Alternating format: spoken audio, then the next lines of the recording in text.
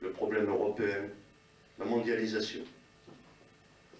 Il s'agit aussi d'approfondir la pensée mauricienne, voir la série d'Alain Goury sur reprendre le pouvoir. Ces conférences sont souvent reproduites sous forme de brochures. Alors on a une série de brochures à couverture jaune qui viennent de ces conférences. Des cassettes vidéo, on vient de vous en parler. Tout cela, c'est pour aider à faire connaître nos idées et à former des jeunes. Ces productions, elles sont commandées par des amis de la région, mais aussi de toutes les régions françaises. Elles forment un ensemble qui devient important en très peu d'années. Ainsi, l'URP montre qu'une vie militante et intellectuelle existe aussi en Provence. Elle existe en Provence de façon continue, quels que soient les remous parisiens. Nous travaillons en Provence. Nous n'attendons pas pour cela l'apparition d'un chef miraculeux pour frétiller d'aise, pour croire que le grand jour est arrivé. Non, d'ailleurs nous ne reconnaissons qu'un seul chef, le chef de la Maison de France, la Maison de France. Nous reconnaissons comme seul chef le roi de France.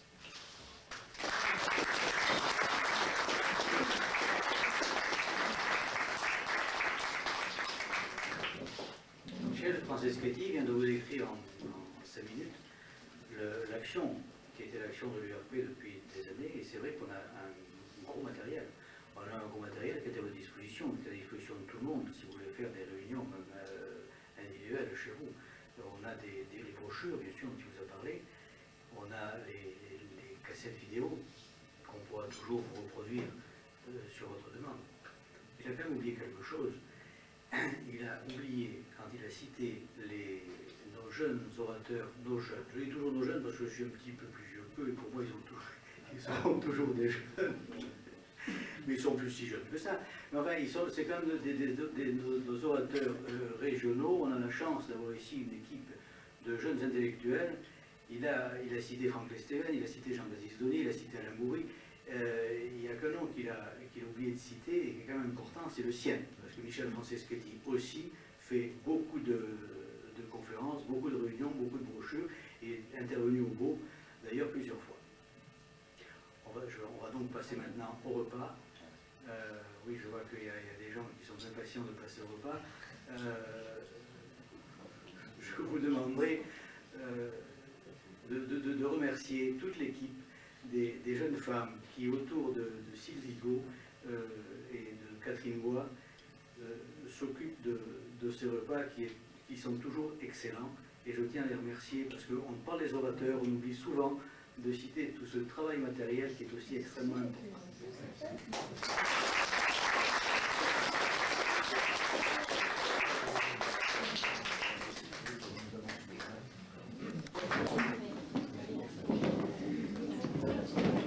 Mesdames, Mesdemoiselles, Messieurs, je ne sais pas si finalement les organisateurs de ce banquet ont eu une très bonne idée de demander à un professeur de droit de vous faire un discours après un si bon repas, car généralement la vertu d'un discours, surtout lorsqu'il prend la forme d'un cours, est d'endormir.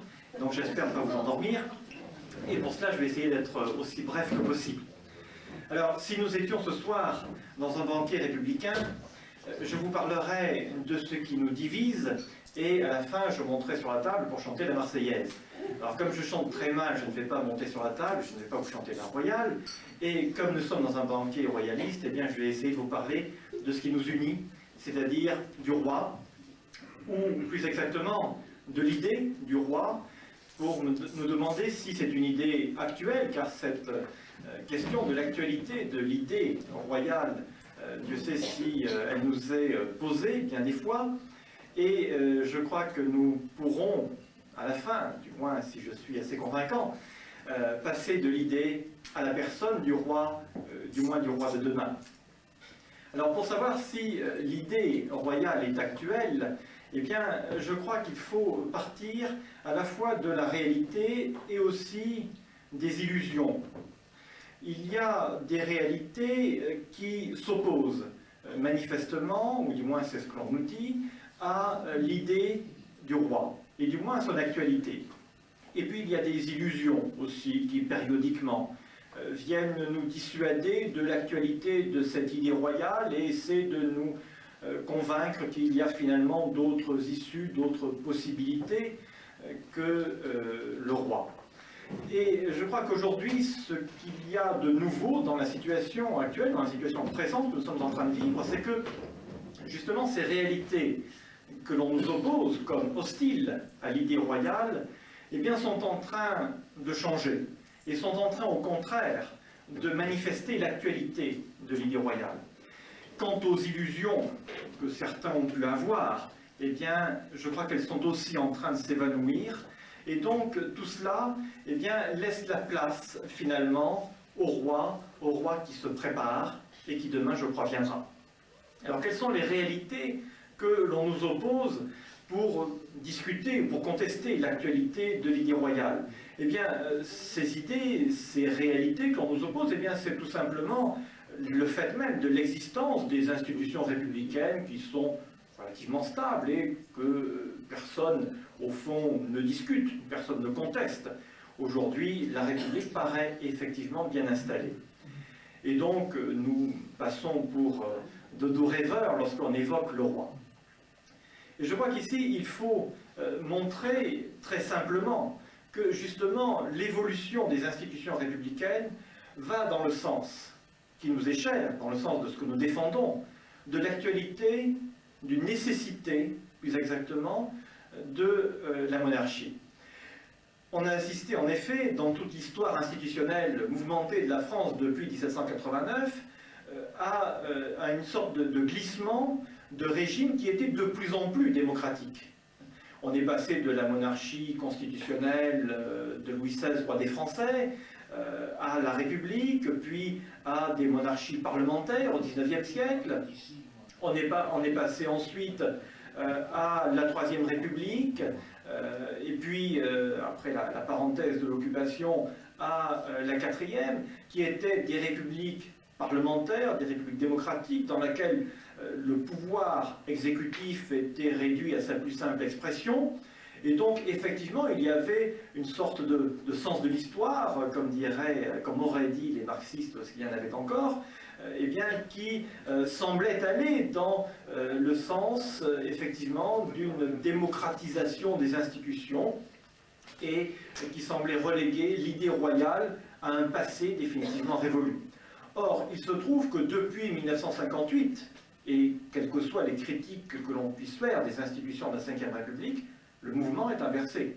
Le mouvement est inversé puisque aujourd'hui, eh bien, pour être viable finalement, la République a dû réinstaurer une forme de monarchie, une monarchie élective certes, mais une forme de pouvoir dans laquelle il y a une tête, qui est le chef de l'État, du moins lorsque le chef de l'État a une tête, bien évidemment, ce qui n'est pas toujours le cas.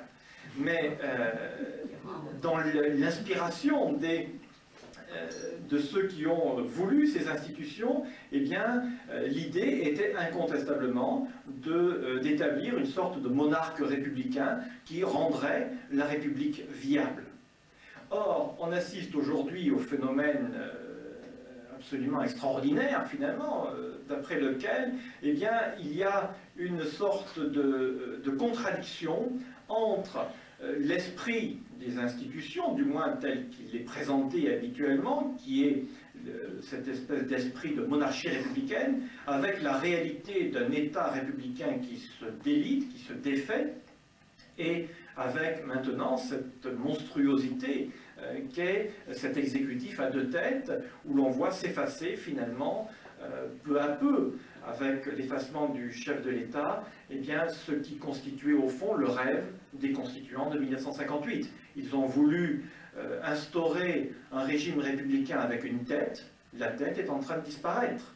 Donc, il n'y a plus que deux solutions, deux issues possibles à cette crise des institutions qui viendra sans doute, soit le retour à une démocratie parlementaire telle qu'on l'a connue sous la Troisième et la Quatrième République, soit l'autre issue, la seule, issue par le haut, c'est-à-dire que cette monarchie, eh bien, il faudra l'incarner en une personne, la personne du roi. Il n'y aura pas d'autre issue, du moins si nous savons montrer qu'il n'y a pas d'autre issue. Donc il y a sans aucun doute une crise des institutions qui est en préparation.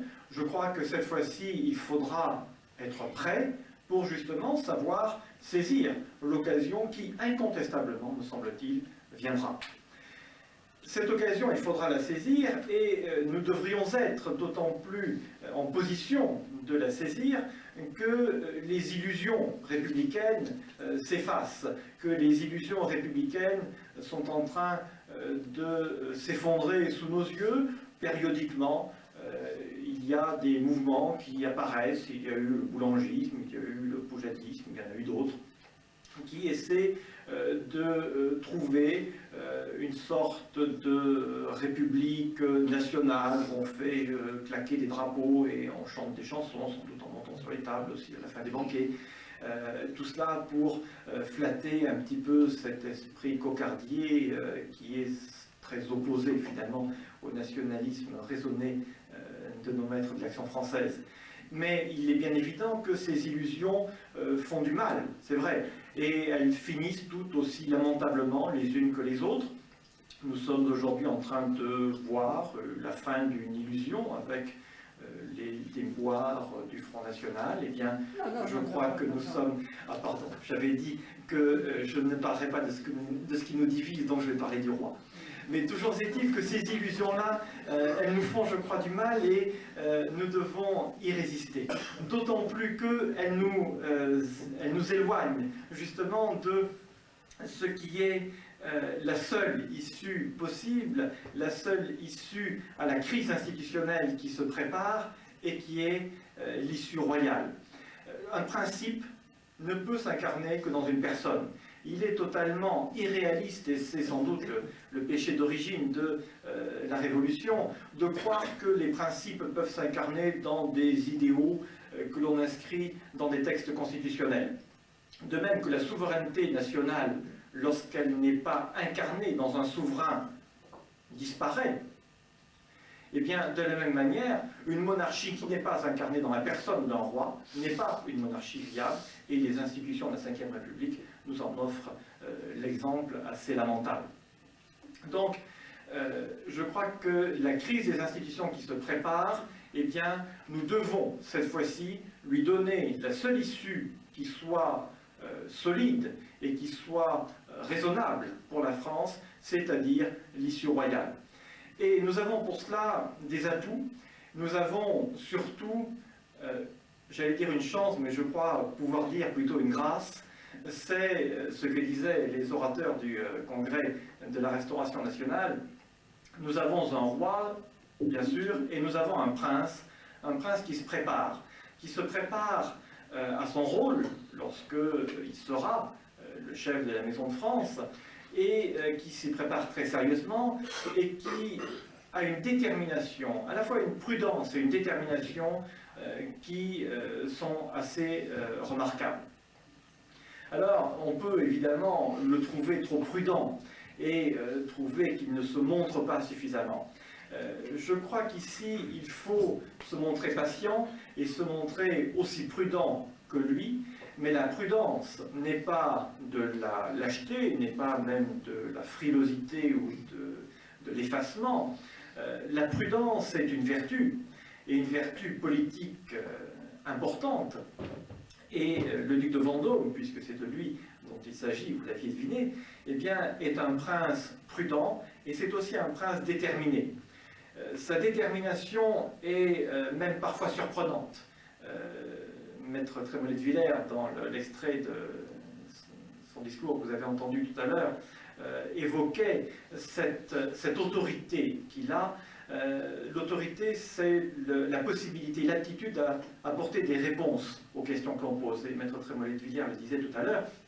Et effectivement, le duc de Vendôme a cette aptitude à apporter des réponses simples, des réponses raisonnables, des réponses fondées aux questions que l'on peut lui poser.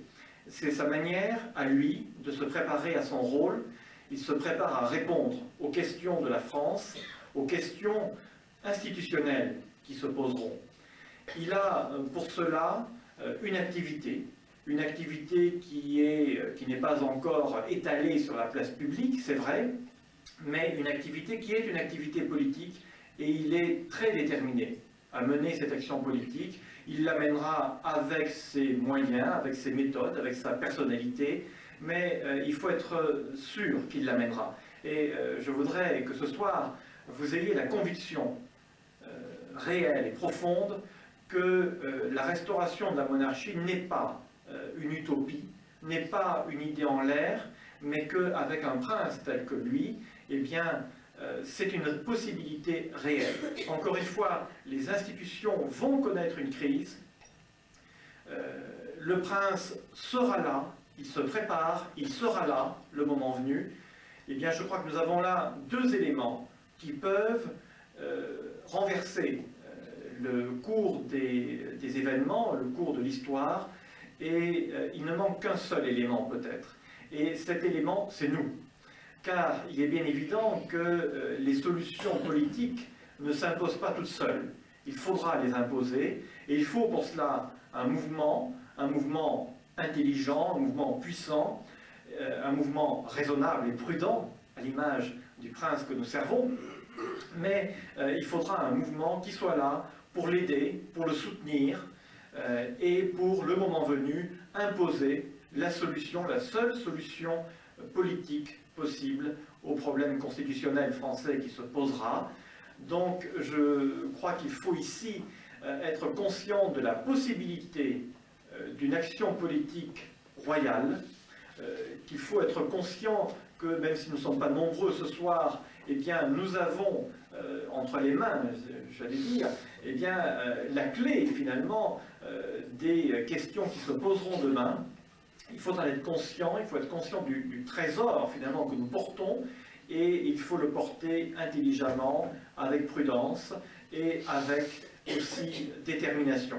Et si nous le faisons, et si nous arrivons à constituer un mouvement qui soit solide, eh bien je crois que dans les années à venir, et pour une fois à vue humaine, eh bien il est possible de transformer ce qui peut paraître aujourd'hui comme un rêve en une réalité, et il est possible que l'idée royale s'incarne demain dans la personne du roi, ce roi qui est aujourd'hui comme en filigrane dans ce prince que d'ailleurs vous verrez, puisque sans révéler le secret des dieux, il viendra en Provence, puisqu'il a fait déjà plusieurs voyages en province, et il viendra sans aucun doute ici.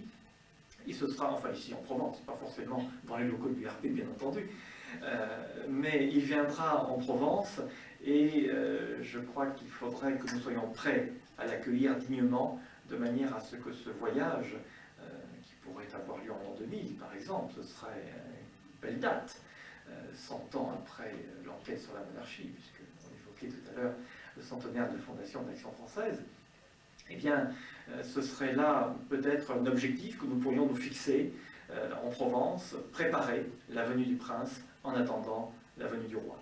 Merci.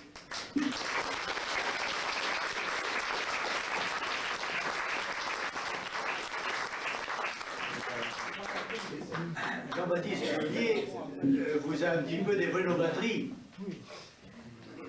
C'est vrai qu'on a l'intention de faire venir ici le prince Jean. C'est vrai qu'on a l'intention de faire venir peut-être pour l'an 2000. Il va falloir y travailler tous, ensemble. Il faut qu'on réussisse parfaitement. Il faut que ce voyage du prince Jean, s'il pouvait se faire, soit un grand événement, non seulement marseillais, non seulement provençal, mais peut-être même national. Jean-Marc Varro, qu'on a écouté tout à l'heure, vous disait qu'on va chevaucher avec les copains de Jeanne d'Arc. Et je vous rajoutais, on aura notre tête, notre jeune prince Jean, duc de Vendôme. Et Jean-Baptiste Denier vient de vous dire que la monarchie maintenant n'est plus une utopie. Nous avons ce jeune prince, porteur d'espérance, qui représente pour nous l'avenir de la France. Tout à l'heure, Guy Boutang-Cesval, qui peut en parler, mais je n'ose pas le dire, monsieur, qui peut pas en parler peut-être de façon plus profonde, plus intime, nous parlera encore de notre jeune prince Jean. Je voudrais particulièrement remercier la présence ce soir parmi nous, je n'ai pas assez insisté là-dessus tout à l'heure, la présence ce soir parmi nous de nos amis parisiens, de monsieur donc Guy Boutang-Cesval, que vous avez entendu tout à l'heure, de madame Boutang-Cesval, de notre vieil ami Guy Steinbach, qui s'est déplacé spécialement aussi pour ce banquet des camelots de Provence. On va passer maintenant au dessert, et puis tout à l'heure, on entendra peut-être avec une autre voix, parce que je pense, monsieur, que vous nous en parlerez avec plus d'intimité, peut-être plus de sentiments, peut-être plus d'émotion, de notre jeune prince Jean, qui porte toute l'espérance de la France.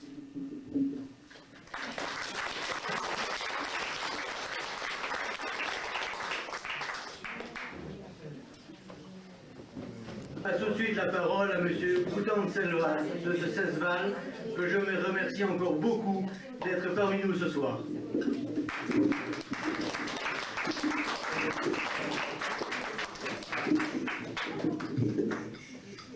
Mesdames, Messieurs, mes chers amis, je suis très embarrassé parce que on nous a fait des réponses excellentes et on me demande de parler maintenant. Alors ça, c'est embêtant, il vaut mieux généralement parler le premier, comme ça on peut dire un moche discours et les autres le rattrapent. Là, c'est l'inverse. Vous avez entendu des orateurs excellents et on me demande de prendre la parole. Je veux bien, mais excusez-moi d'avance si je dis des bêtises. Ce n'est pas de la hauteur de ceux qui ont déjà parlé. Mon première réaction, c'est que je suis très content d'être venu aujourd'hui en Provence, à Marseille, où je suis venu il y a peut-être une vingtaine d'années, du temps de Chauvet, du temps de la Voégie, auquel on doit beaucoup de choses dans ce pays. Et puis je suis content aussi parce que la Provence, Marseille en particulier, la région de Marseille, a pour nous un symbole, je suis vendéen. Et vous savez que le dernier effort de la Vendée, ça a été en 1832, lorsque la duchesse de Berry est venue pour se soulever au nom de la légitimité. Et elle est venue en Vendée, mais avant d'être venue en Vendée, elle est venue à Marseille. Donc, vous nous avez passé la duchesse de Berry, et on vous en remercie, et ça nous a permis à nos paysans vendéens de faire le dernier effort et que le drapeau blanc parte de France dans l'honneur et dans la fidélité. C'est donc pour moi une joie de retrouver, on disait autrefois, les Vendéens de Provence, ou les Vendéens de choses, qu'un Vendéen de Vendée se trouve parmi vous. Et merci de m'accueillir gentiment. Je voudrais vous dire d'abord que l'action française est toujours présente. C'est un vieux camelot du roi. Vieux, oui, vieux. Car je suis vieux, mais j'ai un espoir. L'action française a 100 ans. Alors moi, je me précipite pour essayer de la rattraper. Et j'espère que je la rattraperai dans quelques temps. Parce que si je vis centenaire, ce sera quand même formidable. Je serai plus que l'action française, elle aura 120 ans à ce moment-là. C'est quand même embêtant. Bon, mais je voudrais vous dire qu'elle est toujours présente et que, malgré les difficultés que nous connaissons, il y a toujours des difficultés. Nous sommes des hommes, nous ne sommes pas des saints. Hélas, on essaie de l'être, mais ça marche, ça va pas très bien. Enfin, bon, priez pour nous.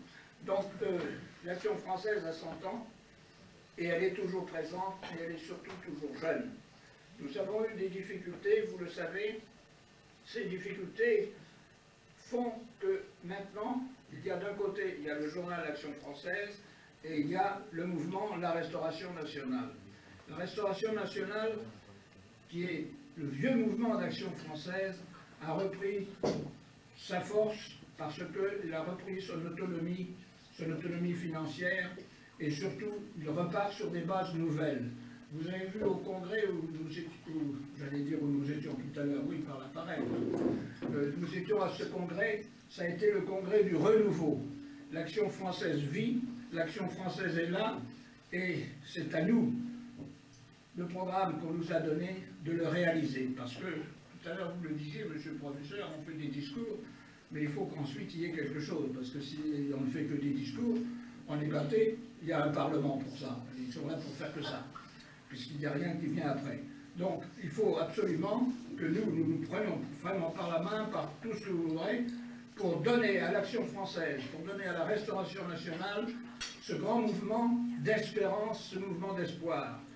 Parce qu'il nous faut un espoir. Parce que la France, vous la voyez à l'heure actuelle, elle est à la dérive. Je ne vais pas vous dire, parce que sans ça, on serait là pendant des heures et des heures pour vous parler de tous les malheurs de la République. Car voilà, ça c'est le micro, vous savez, c'est pas moi. Hein. Non, c'est ça l'ennui des micros. C'est que tout d'un coup vous parlez, et puis on entend comme un beuglement d'une vache, beuh, et on dit, mais l'orateur, il a trop bu. Rassurez-vous, je n'ai bu que l'eau. Mais donc, je voulais vous dire simplement que la République est à l'heure actuelle en dérive. On ne sait pas où elle va nous conduire. Si on la prend, on va quand même rappeler différentes petites choses. La République intérieurement, qu'est-ce qu'elle nous apporte? Eh bien, c'est la faillite de l'État. Faillite, pas tout à fait, parce que l'État a un truc, il dit je n'augmente pas les impôts, mais il augmente les taxes, il augmente les prélèvements, il augmente tout ça. Et on nous dit, vous voyez comme ça marche bien. Ah, ça marche bien, sauf quand on reçoit la feuille d'impôt. Donc l'État dépense à tort et à travers. On lui demande de faire des économies, il n'est pas foutu d'en faire. Hein.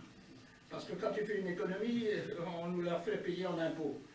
Bon, donc voyez-vous, la France est perdue. La société, où en est-elle, la société à l'heure actuelle, par la République?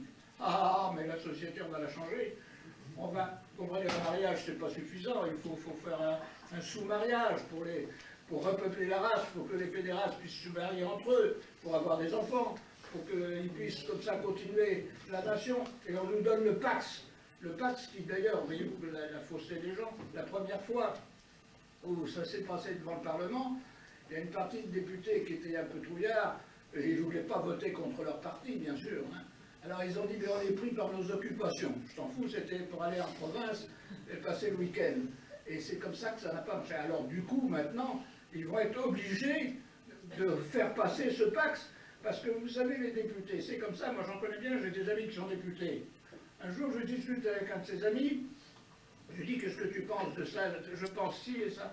Alors, il me dit, je suis tout à fait de ton avis. Mais je dis, ça me fait plaisir, au moins quand ça va passer au Parlement, tu vas voter dans ce sens-là. Ah non, il dit, tout grand, je peux pas. Hein. Je dis, pourquoi tu peux pas? Et il dit, ben, qu'est-ce qui paie mon parti? Qu'est-ce qui paie mon élection? Moi, je voterai avec mon groupe. Je dis, mais tu ne le penses pas? Ben oui, mais ça n'a pas d'importance, c'est le groupe qui vote. Donc vous voyez la personnalité de ces gens qui n'ont même pas le courage de leurs idées, même pas le courage de leurs opinions. Donc le pacte passera. Et puis, où en est-on? La sécurité. Ah, ben la sécurité, vous la voyez bien. Toulouse, par exemple, on est en sécurité, mais on fait de la prévention. C'est-à-dire qu'on dit aux gens, surtout, ne faites pas ça. Puis on va vous apprendre à ne pas le faire, mais le résultat, c'est qu'on le fait quand même.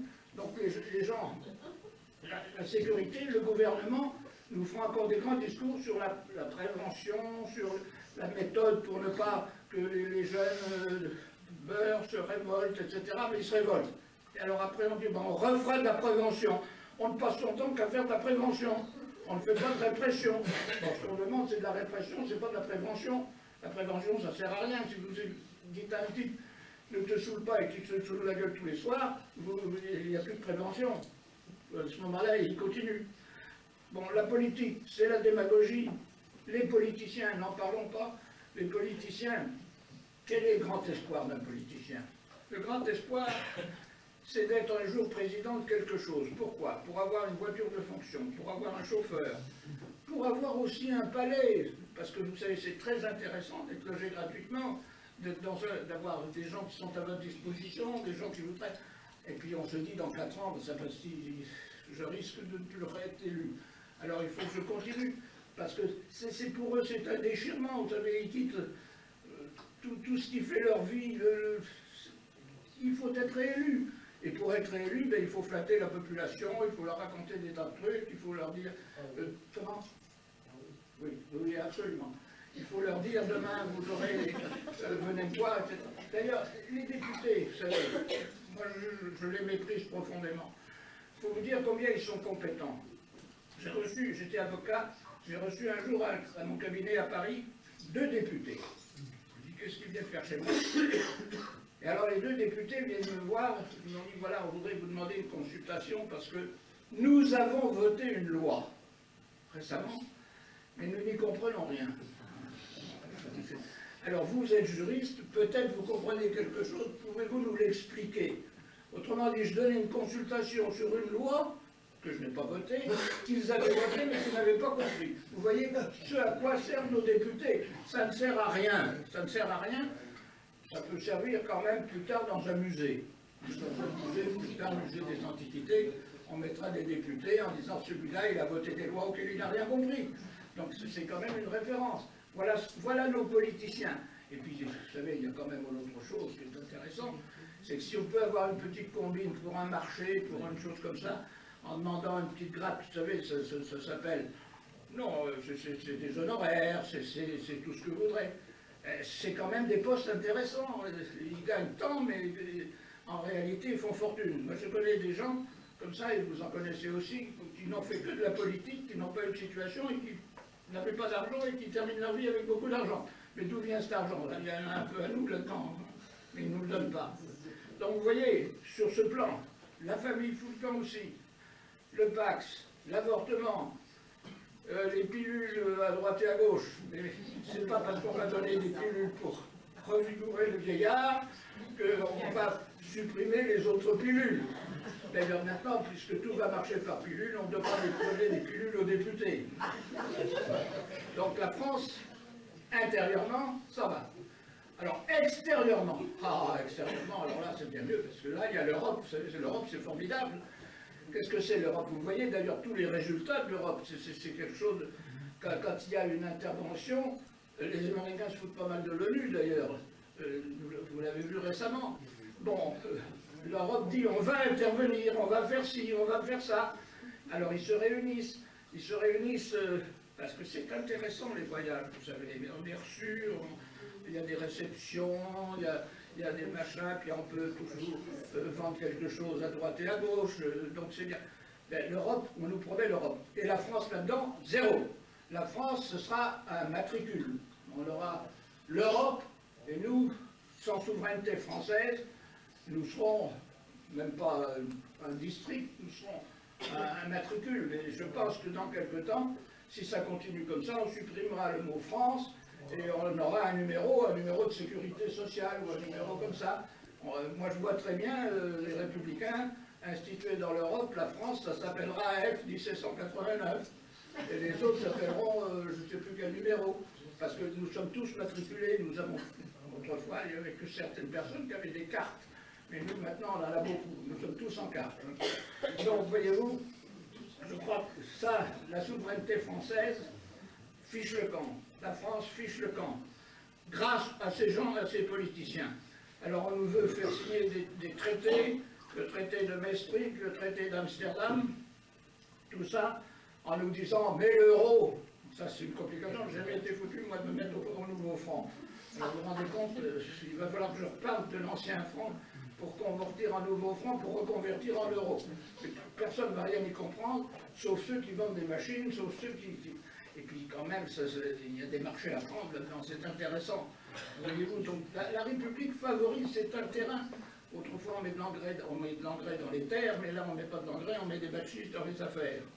Donc c'est ça, pour la France, nous perdons notre crédit, nous serons un matricule, la France s'en va. Alors vous allez dire, il n'y a plus d'espoir, mais tout à l'heure, monsieur le professeur, vous nous avez donné l'espoir. Parce que l'espoir, c'est certainement la monarchie.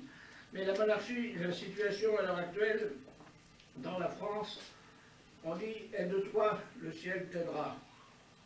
Donc, à nous de faire la même politique que Jeanne d'Arc. Lorsque Jeanne d'Arc, vous savez, le prix est arrivé, la France était dans une situation dramatique. La France était... Mais elle a fait ce qu'elle devait faire en premier lieu, c'est-à-dire, j'allais presque faire un anachronisme fidèle aux idées de Maurras, elle a dit politique d'abord, c'est-à-dire il faut d'abord restaurer le roi et la France viendra. Et c'est ainsi que Jeanne d'Arc nous a montré le chemin. Et ça, c'est à nous de défendre ces idées que Maurras nous a données. Vous savez, dans mon pays, On est de tendance royaliste, bien sûr. Vous savez, la Vendée a tout de même donné beaucoup de choses. Mais la Vendée, ce sont des hommes. C'était des paysans, c'était des gens du pays. C'est pourquoi nous voulons grouper les gens, grouper des hommes, faire un mouvement solide, un mouvement qui soit vraiment un mouvement d'action française. Je dis bien d'action française, c'est-à-dire de défendre notre pays. Et défendre notre pays en incitant, en rétablissant, en essayant de favoriser la restauration de la monarchie. Vous savez, les gens ne sont pas si éloignés de ça, de la monarchie. Je vais vous raconter des histoires. J'ai fait partie, moi, pendant un certain temps, de commission au ministère de la Justice pour les réformes des professions juridiques judiciaires. Et un beau jour, nous étions réunis sous le ministère de M. Beninter, au ministère de la Justice, place Vendôme à Paris, et les gens du gouvernement nous disent, c'était au sujet d'élections à l'intérieur de notre profession, nous disent, hein, vous savez, si vous voulez être maître de vos élections, faites-le à scrutin glisse, vous mettrez les gens que vous voudrez à la tête. C'est le gouvernement qui nous le dit. Et on demande l'avis de tout le monde. Bien sûr, tous mes confrères étaient d'accord, comme ça, chacun se dit, je vais essayer de me bien placer. Arrive mon tour, je dis, moi je suis contre. Alors, je dis, comment tu es contre et pourquoi?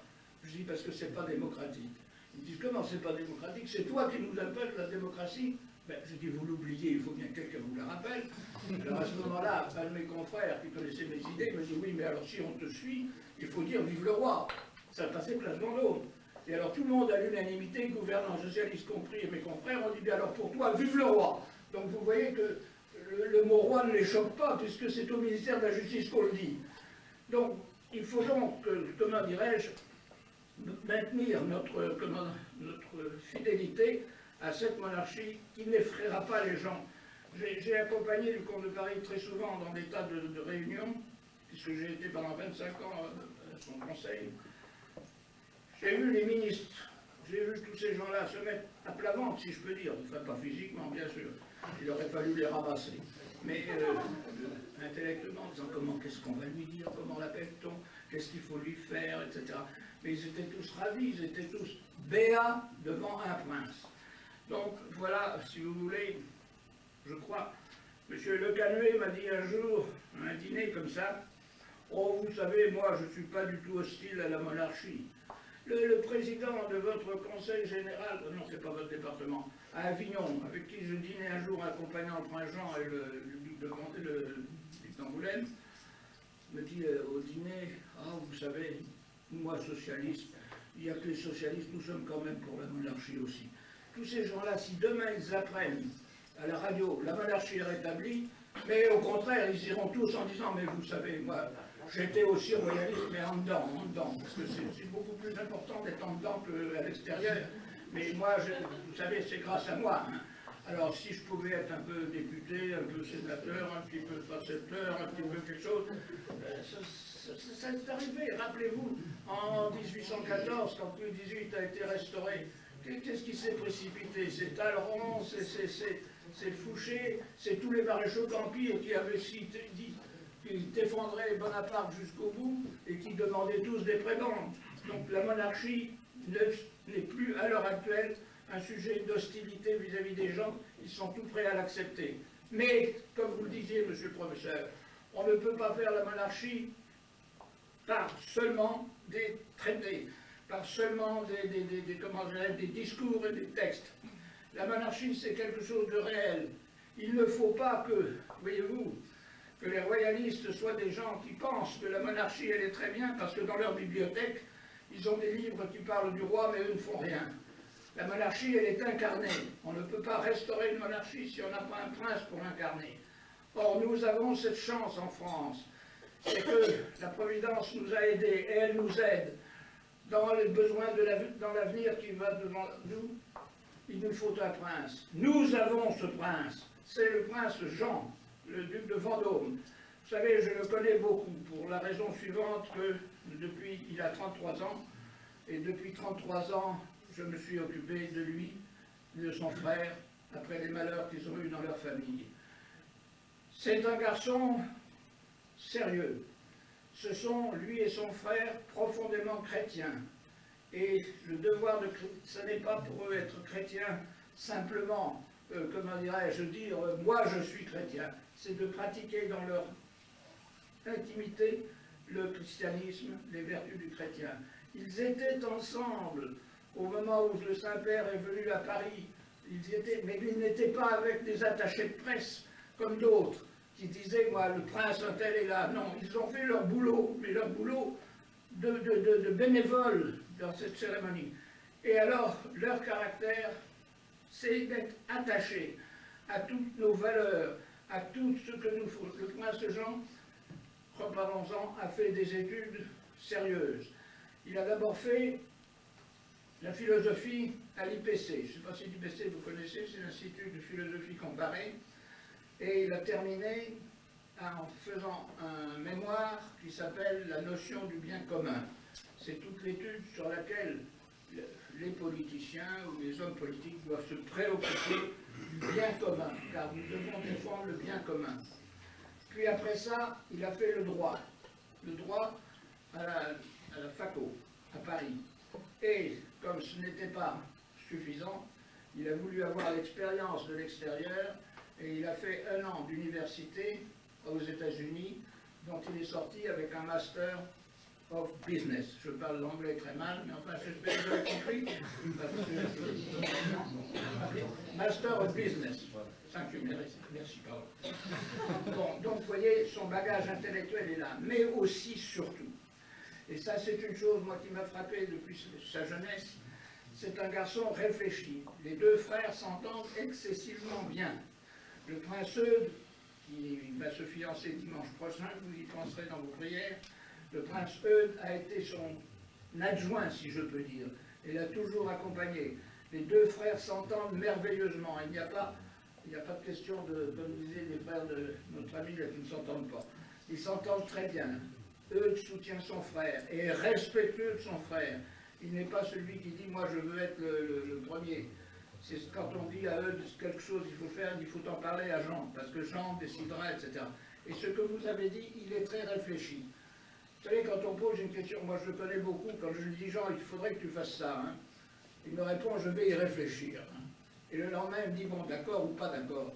Mais c'est très bien, parce que sans ça, vous savez, si on part dans tous les enthousiasmes, dans toutes les choses, on fait des bêtises, et après revenir, c'est très difficile. Il étudie les problèmes, vraiment, je vois, les lettres qu'il fait, il y réfléchit, de savoir à qui il s'adresse, de manière, il est consciencieux, vous voyez. Or ça, c'est important. On ne peut pas faire la monarchie avec un prince qui s'en fout. Et ça, beaucoup de princes s'en foutent éperdument. Ce qu'ils cherchent, surtout, c'est les honneurs et les boîtes de nuit. Ce n'est pas ce qu'ils cherchent. Le prince Jean n'est pas mondain. Il trouve que le monde est factice. Et il me dit quelquefois, oui, on m'invite à tel endroit parce qu'ils veulent une Altesse royale. Mais je ne suis pas une Altesse royale de service ni de location. Donc, je veux des gens à leur valeur et je ne veux pas que ce soit simplement pour dire « Ah, mais je connais le prince. Ah, mais le prince, il m'a dit « Ah, il m'a souri. » Parce que c'est ça, ça se passe comme ça. Vous voyez, dans tous les journaux mondains, on dit « était un tel ». Son Altesse royale, le prince Tartampion, était là. Mais le prince Tartampion s'en fout éperdument, on lui a seulement dit « venez, venez, venez, venez », pour qu'à lui je puisse dire « il était chez moi ». Donc vous voyez, c'est un sentiment profond. Ça n'est pas une image, ça n'est pas une potiche. C'est un garçon qui est consciencieux de son devoir, qui sait qu'un jour, il doit prendre ses responsabilités de chef de la Maison de France le moment venu. Il est respectueux de son grand-père, qui est le chef de la Maison de France, mais il prépare l'avenir. Et c'est pourquoi nous devons, puisque vous le recevrez l'an 2000, il aura 35 ans, vous recevrez un prince qui sera encore, parce que je l'ai vu mûrir, vous savez, c'est très irrespectueux ce que je dis, mais c'est ça, je l'ai vu tout petit, beaucoup plus enthousiaste, si vous voulez, spontané, et que petit à petit, ça s'est tassé, petit à petit, et maintenant c'est la réflexion, le jugement qu'il veut avoir après avoir bien réfléchi sur les problèmes. Donc nous avons tout à fait ce qu'il faut pour réussir. Nous avons la République qui fout le camp. Nous avons les solutions que vous avez proposées, mais la première revenir à la 4e, les gens ne veulent plus. Bon. Parce que ça ferait mauvais effet. Alors il faut revenir à la 6e. Et la 6e, elle sera pire que la 4e. Hein. Bon, ce sera 3 fois la 3e République, 2 fois la 3e République, en pire. Donc, il n'y a qu'une solution, c'est la monarchie. Nous avons La République est notre complice par les bêtises qu'elle fait. Et puis aussi, nous avons la doctrine que Charles Maurras nous a donnée. Vous savez, chez nous en Vendée, nous sommes des royalistes de tradition. Mais si Charles Maurras n'était pas venu, si Charles Maurras n'était pas restauré l'idée de la monarchie, nous serions peut-être, et j'en connais, de grands-pères royalistes qui sont devenus démocrates chrétiens, qui sont devenus des PD, si je comme on disait autrefois du temps des Camelots. Eh bien, c'est Maurras qui nous a apporté ces raisons. Nous avons donc le devoir, mais c'est à nous tous, ensemble, de nous grouper, de militer, de ne pas être des royalistes de bibliothèque ou des royalistes de salon. Ne soyons pas ce que Léon Daudet appelait des salonnards.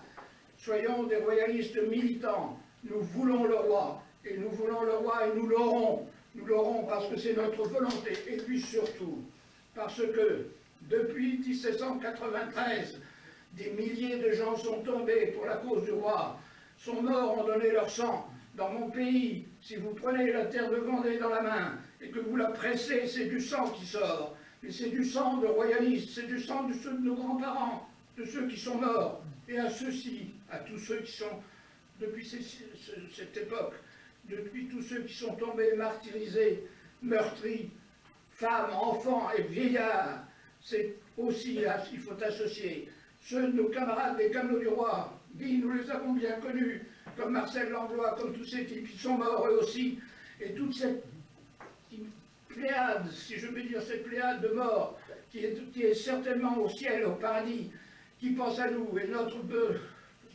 devoir à nous, Camelots du Roi, à nous, gens d'Action française, c'est de servir pour que le jour où à notre tour nous irons, je ne dis pas au paradis, mais dans l'au-delà, nous puissions leur dire, Marcel Langlois, nous avons été fidèles à ta pensée, nous avons restauré le roi, tu n'es pas mort en vain. Et c'est ça ce qu'il faut que nous fassions. Vive le roi!